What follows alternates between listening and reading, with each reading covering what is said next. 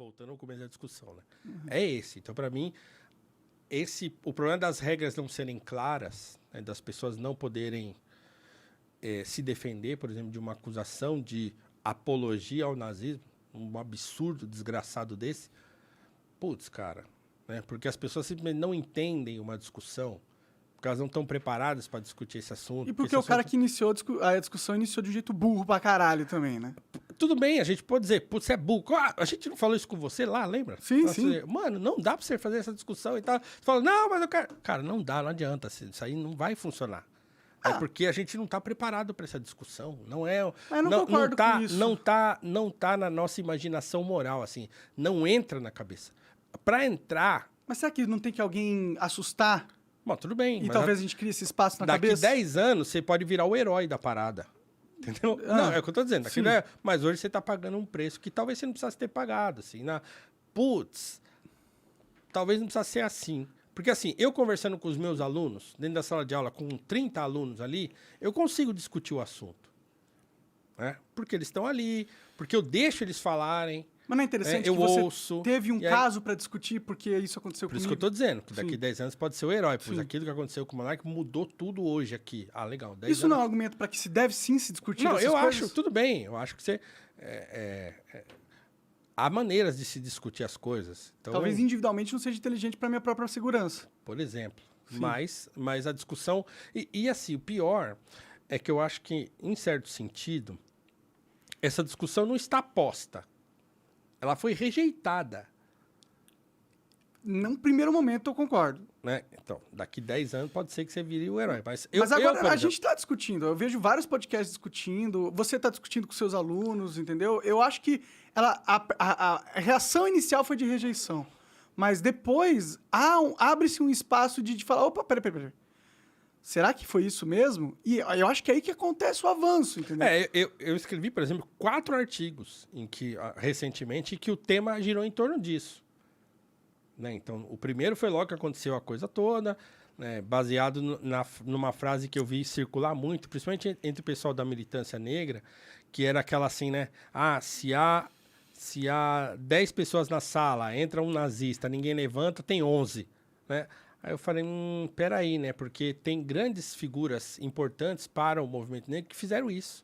Tem um cara lá nos Estados Unidos que convenceu mais de 300 membros do Ku Klux Klan a sair do Ku Klux Klan, porque ele justamente sentou com os caras para conversar e aí teve a oportunidade de mudar a mente deles. Né? Não, cara, mas isso aí é legal, mas teve coisa pior. Né? Teve, por exemplo, o Malcolm X, que é, né, um grande ídolo e tal para a comunidade negra e para o mundo inteiro, né? Um grande intelectual e tal. Esse cara, ele aceitou dialogar com o Partido Nazista americano.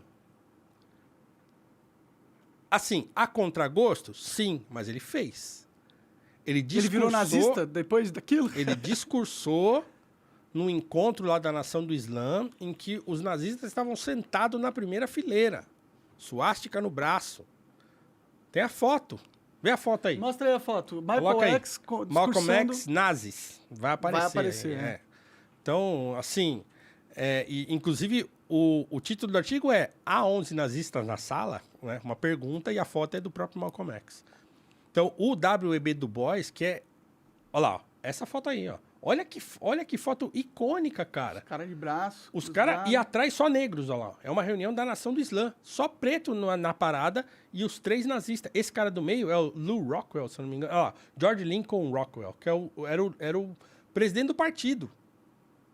Numa reunião da Nação do Islã, velho. Pra você ver, né? Caralho, mas o brasileiro não tem noção do que olha isso aí, né, velho. Olha esse negócio. E esse dia aí, o Malcolm X foi o pregador lá, o palestrante da parada. Pode crer. Então, qual que era a ideia da Nação do Islã? Era o seguinte, esses caras, eles querem uma América branca. E nós queremos uma América negra. Nós lutamos pela mesma coisa, só que em sentido diametralmente oposto. Então a gente se junta a eles, divide a América em 2 e fica todo mundo feliz. Entendi, essa era o raciocínio. O Malcolm X não concordava com isso assim. Ele fez essa parada aí a contragosto. Entendi. Pressão política. Porque o Elijah Muhammad, que era o líder da nação do Islã, ele articulou isso e, como ele era obediente, ele fez. Entendi. Né? Ele podia não ter feito. Você fala, eu não vou. Para mim, isso não dá, eu não vou. Mas ele foi. Reclamou e tal, mas foi e fez. Já o W.E.B. Du Bois, que é o maior intelectual negro do século XX, isso aí é o primeiro negro a ter um título de doutor por Harvard em 1898, né? Em filosofia. O Du Bois foi para a Alemanha, cara, nazista, e elogiou os caras. Falou, economicamente, cara, o país tá legal, hein? Modo Thanos. Entendeu? É assim, não se tinha ainda, na época, a ideia do Holocausto. Entendi. Aconteceu com muita gente, né? Que achava que... muita gente falou isso, né? Bom, Lula, né? Ele está lutando pelo país dele, o Hitler, né? Sim. Aí daqui a pouco as notícias do Holocausto começaram a chegar depois, né? Uhum. E aí os caras falaram, meu Deus do céu, o que está acontecendo? E aí muita gente mudou quando percebeu que o troço era um genocídio. Pode crer. Mas isso não é desculpa.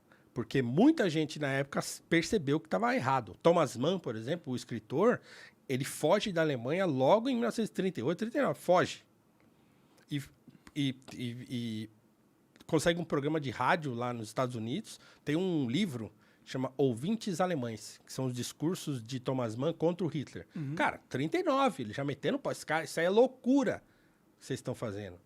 O Dietrich Bonhoeffer também, um pastor protestante, né, luterano, também. Mas é que o Bonhoeffer, apesar dele ser contra desde o início, ele aceitou participar de um atentado contra o Hitler, aquele do filme Operação Valkyria, né?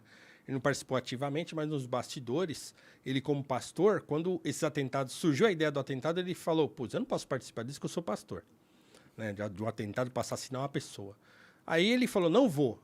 Aí o cunhado dele e o irmão, que estavam nesse serviço de inteligência, eles estavam infiltrados dentro do serviço de inteligência alemão, e lá dentro eles queriam implodir a coisa por dentro. Uhum. E aí esses caras falam para ele, você não quer porque você acha que você é pastor e tal, e não sei o quê. Beleza, começa a mostrar foto de campo de concentração para ele. Que as fotos começaram a aparecer. Quando ele olha aquilo, ele fala, cara, então é o seguinte... Pastor fica para depois. Então, assim, é legítimo assassinar o assassino, né? Matar o genocida. E aí ele tem um livro chamado Ética, em que ele discute essas questões todas. Ele foi morto. Caralho. Foi morto por Hitler. A mando do próprio Hitler, foi enforcado. Caralho. 20 dias antes de acabar a guerra, em Putas. 45. O Bonhoeffer, ele é um mártir, assim, do protestantismo e tal. Você acaba de assistir um corte do Monarch Talks. Agradeço demais, mas se você quiser ver o vídeo na íntegra e acompanhar ao vivo todas as transmissões, você tem que ir lá no rumble.com/monarch para não perder nada. Segue a gente lá.